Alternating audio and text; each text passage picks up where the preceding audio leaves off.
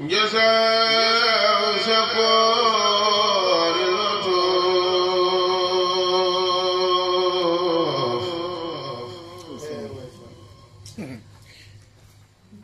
بالجواب أبد اللطيف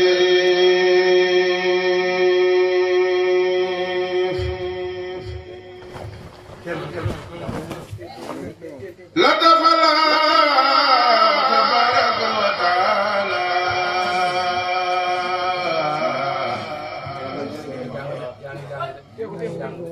Njaay Njaay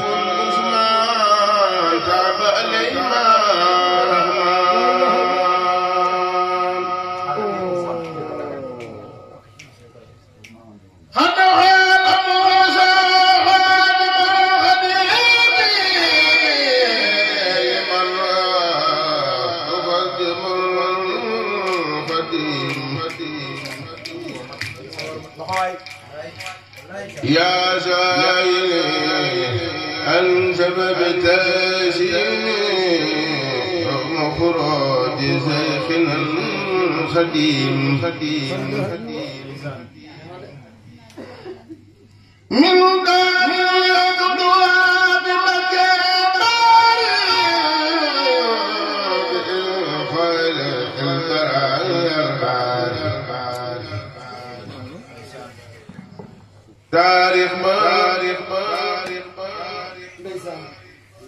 junne ko ñetti téeméer ak fukki at ak yet lim bi leewoo su ngeen ma dégloo tey ma dellu yaakaar seen xol yi dellu seeti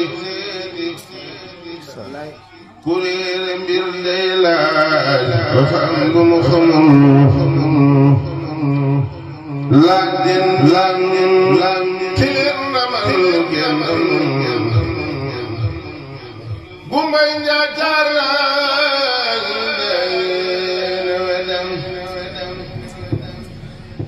man ku xamul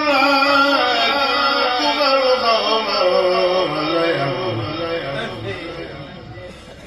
ku toppatul Yàlla na topp lu ko dal bum ku fulaayam nan jéema topp Yàlla toppi ndigalam te jéema daw seytaan xamee ndugalam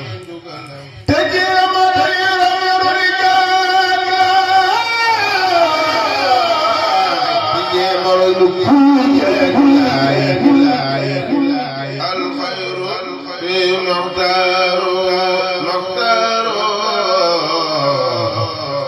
laa billazi nufuusukum taxtaaru déglul ma wax la moo du fallu laay nan nga ni góor naa ci teg bilaay baaye ma doon moo de woon ca maamam mu dellu doon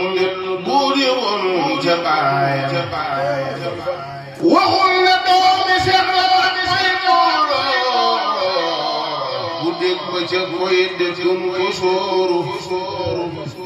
ngir moo du farlu sëtt ñaari saara wàllu baayam ndeyam ay kii noo bal na teewul mu bàyyi yëpp sos ak mbaaxam antal jëri moo falu faale yaaram yaa teen mu jooy Cheikh Moustapha Cheikh Taala dalal nga sun faliloo kamaala sigal nga lislaam Tuuba sigal nga fallaay may alaaji Cheikh Moustapha sant bil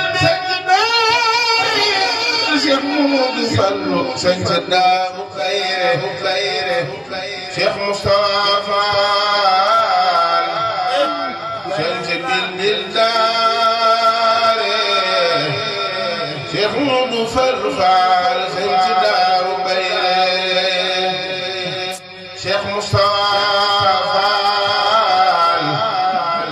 sanc bil bil daare Cheikh Modou Fallou Fall